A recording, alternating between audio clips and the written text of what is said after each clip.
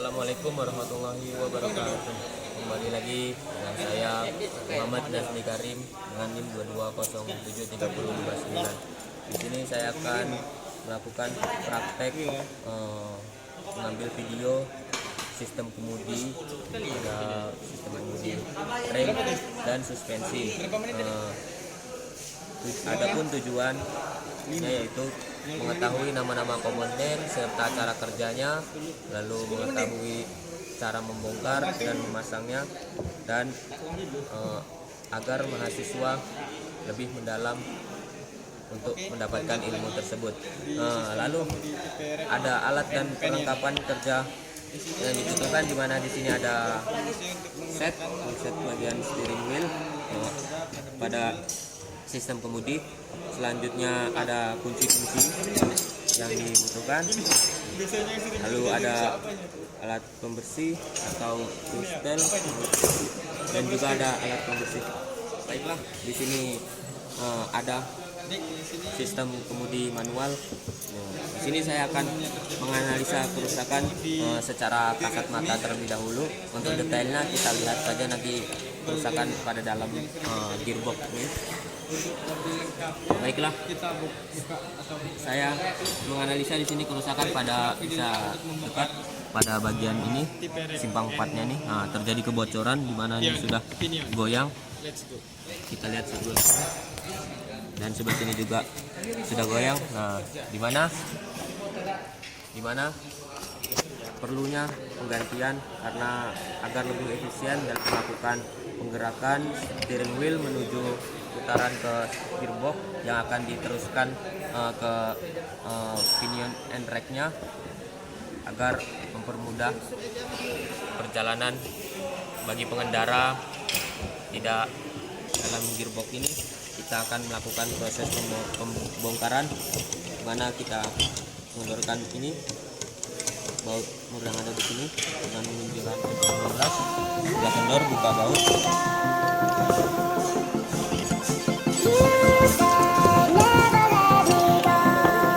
Lepaskan steering wheel dengan steering wheel.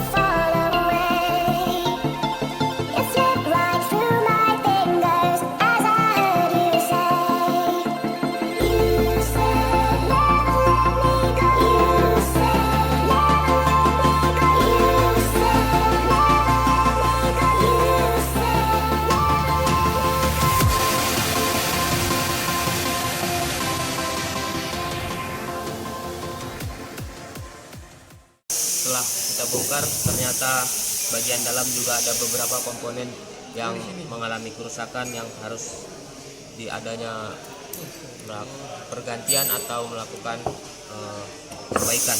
Nah, bisa kita lihat pada bagian komponen ini, di mana seal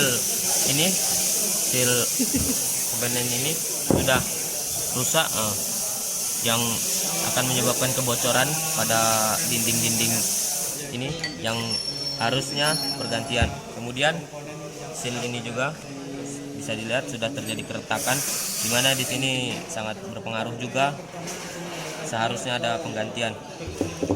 Lalu pada komponen utama ini, pada bearingnya di sini, nah benar saja bearingnya sudah tidak ada satu atau kacang-kacangnya biasa disebutkan. Nah, bisa kita lihat juga seal ini kecilnya. Nah, di sini juga sealnya terjadi kerusakan, yang dimana harus adanya penggantian karena ini sudah sangat tipis banget ya. Bisa Baiklah, di sini saya akan menyebutkan nama-nama komponen pada sistem kemudi manual.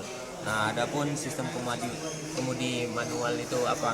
Sistem kemudi ini sistem pertama kali yang digunakan pada mobil untuk menggerakkan roda mobil. Di mana di sini komponennya ada steering wheel atau tempat menggerakkan setirnya, kemudian ada steering gearboxnya atau rumah steering bagian komponen yang ada di dalam.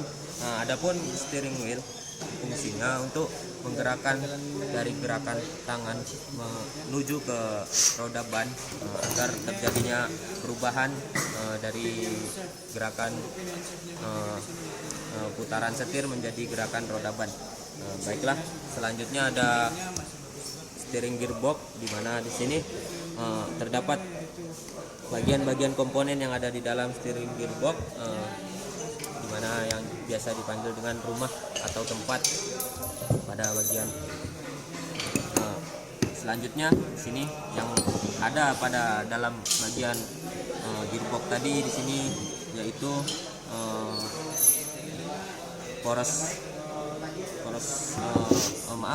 ini yang disebut dengan pitman armnya, di mana di sini penggerak di dalamnya yang akan menuju ke bagian tipe pinion and rodnya. Kemudian di sini ada juga terdapat core sector, di mana di sini yang penggeraknya core sectornya. Terdapat bearing juga, di sini ada bearingnya. Sini kemudian ada sealnya. Di sini seharusnya ada pengunci bearingnya. Lalu ada poros cacing sini atau penutupnya, di mana di dalamnya terdapat seal. Lalu ini biasanya disebut juga dengan penyetel bantalannya. Kemudian ada biasanya disebut ini simpang 4. Nah, yang terjadi tadi kerusakan pada ini yaitu di sini terjadi kebocoran karena sudah ini, maka langkah yang harusnya dilakukan adalah langkah pembongkaran atau pergantian pada ini. Mohon maaf dikarenakan barang atau komponen yang mengalami kerusakan itu tidak ada, maka seperti pada silsilnya yang harusnya ada pergantian pada komponen, dikarenakan barang atau stok komponen tersebut tidak ada, alangkah baiknya ya sudahlah, mau gimana lagi, jadi kita pasang kembali. Sebelumnya seharusnya komponen tersebut apabila terjadi kerusakan itu lebih baik melakukan penggantian, walaupun komponen masih layak digunakan, tapi lebih baik diganti saja.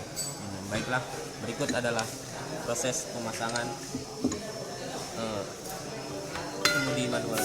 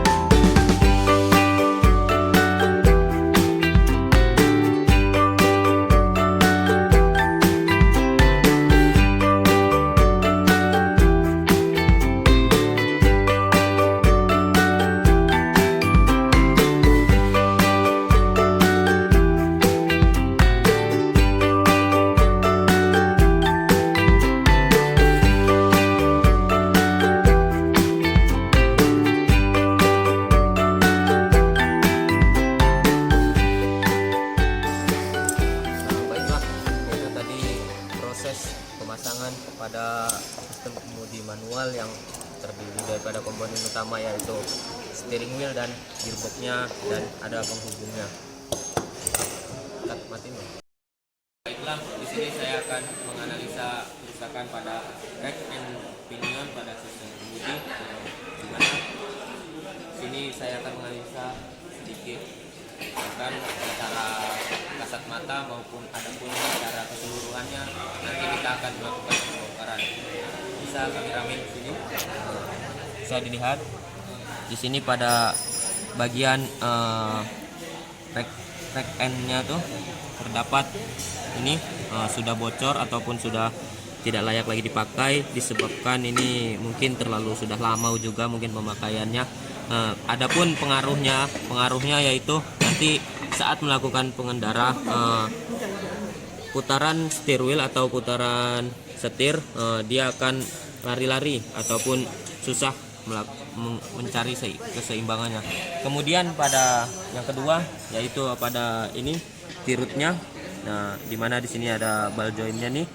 Di sini sudah mengalami kelonggaran yang menyebabkan ban atau roda susah dikendalikan ataupun akan mengakibatkan sama juga lari-lari.